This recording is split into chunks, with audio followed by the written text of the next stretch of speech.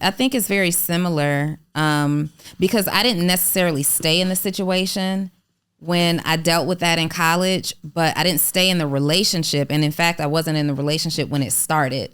But there was a part of me the first time I saw him express how sorry he was for putting his hands on me and becoming violent.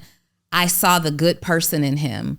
And I wanted to believe, you know what, we can be friends. Like, I can forgive you and we can be friends, when really a person who does something like that to you doesn't deserve your friendship. They don't deserve your respect. They don't deserve your loyalty. But it's that it's the heartstrings that they pull on. It's like, wow, this never happened before. He's right. This isn't like him. He's right. I see the tears. He's right. He looks sorry. So let's try to rehabilitate just a friendship. We'll never be in a relationship, but let's do a friendship. And it comes down to two things. And we can relate this to any areas of our lives, whether it's a domestic situation or even staying in a struggle, like financially, as an entrepreneur, giving up. It's hard when you're in the midst of something. It's hard not to two things. It's hard to see that you have other options, like Neo said. Yeah. It's hard to see that you have the option. Two, it's hard to understand and own the fact that you have control. You have the control to change the situation, whether it's financial trauma, physical trauma, or whatever it is. You have the control to change the situation. And number three, which is tricky, and you have to really, really be deep into personal development. Two things. It's never as good as you think it is, and it's never as bad as you think it is. Those work together. So your finances are never as good as you think they are. You could be up, but with one bad day or one bad news article from realizing how down we actually are, right? Goodness gracious. We down. And it could be bad, but it just takes you learning about a situation slightly worse than, or it takes you escaping that situation to realize, you know what? It wasn't as bad. So if you understand that you do have options and you are in control, and never ever accept that it's as good as or as bad as you think it is, you can begin to work yourself out of it. But it's a mindset shift that has to happen. I think though, Donni, you put your hand on a woman, that's non-negotiable. It's non-negotiable. I mean, that's not even, I'll give you another shot. No, period. You shouldn't even, that's like one of them joints that you were raised to know, don't put your hand on a woman. I don't care what you, like, I don't care how bad it is. Put the camera Keep your hands to on yourself. Me. You will die, and you should die. Okay? Like, dead serious. You beat a woman the way this man beat this woman. That was out of pocket. You die. Yeah. Period. Somebody beats you the same way until you lose life. Like, I'm serious about that. And so any woman who is experiencing that, they don't change. They never do. The same guy who did it to me later went to prison for doing it to somebody else, got out, got into a bar fight, did it to a man. Like, this is in him. And, you know, I read something, and I don't remember the quote word for word, but there was a quote that said, people never tell you how bad your situation is until it's too late for you, something like that. And this happened to me when I was in college. I'm a sophomore in college when it started, ended up being a junior when it was over, but it happened, and I had to escape. He tried to take my life. I had to escape college and leave and disappear. And so many people called me later or wrote me letters and said, yeah, he used to beat his ex-girlfriend, and I wanted to say something, but you seem so happy. Why would you wait to give me that warning until it happened to me? Why wouldn't you give me that warning ahead of time? And so we have a responsibility to each other. If you've experienced it before, if you've experienced a certain financial trauma or physical trauma, and you see somebody erring on the side of danger, warn them I don't immediately. think the financial trauma is bad, because we've been in that all of our lives. Like, that became normal. Like, let me ask you though. I mean, because what's financial trauma? Is that like, yo, listen, I used to date him. He ain't got it. But what if he trying? That's what I'm saying. Like, what? Yeah.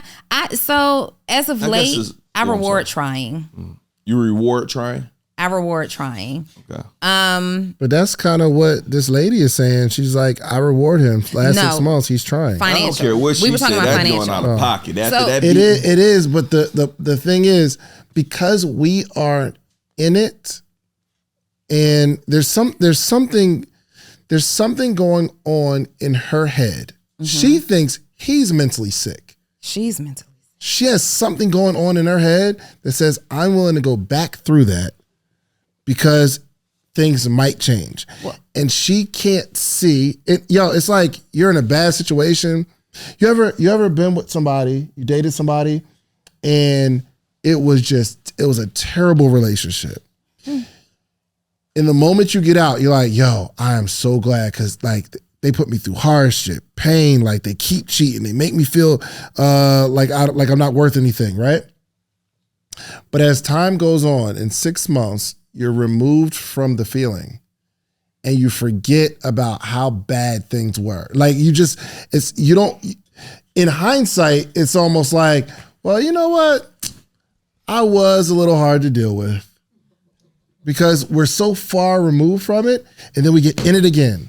Mm-hmm. And then some time goes by and we forget how bad it was. How do we break out of that mentally? Because that has a lot. That has a lot to do with our mental health, and it affects more than just a relationship. Preaching to the choir, Reese, there, insert dramatic music because that was it. That's the clip. A couple of things. We get so used, people impact most of our experiences. And in a situation like hers, I imagine that this man manipulated her so badly that she lost all self-worth. And her self-worth was wrapped into this relationship. Mm-hmm. You're dating this athlete. And it doesn't just happen with people with money. Yo, let me tell you how much audacity people have. You be broke as shit putting your hands on women. How you broke as hell and beating on me? Imagine that if you don't go get your account out of overdraft and quit playing with me. No, but quit playing with me, sir. No, but seriously, sometimes your self-worth is destroyed by somebody that you've attached yourself to. Like, manipulators are so good. People who will beat on you or people who mean you harm or will steal from you, they have pegged you from day one and you didn't know it. So the whole relationship has been an act. I'm going to get her to this point where she feels so small. I'm going to love her so much that she doesn't feel like she needs to be around her family. I'm going to give her so much quality time in her love language that she spends less and less time with her friends. Now it's all about me. Do you think that people are seeing that strategically or they're just being jerks? Oh, it's strategic. I mean, there are some people like a manipulator, like a salesperson. Salespeople are masterful manipulators. Manipulation is not a negative thing. It's just if it's done properly. Well, manipulation simply means to encourage the result that you want, essentially, right? Mm-hmm. Manipulation is getting somebody to make the decision that you want them to make. Those decisions could be good. Those decisions could be bad, right?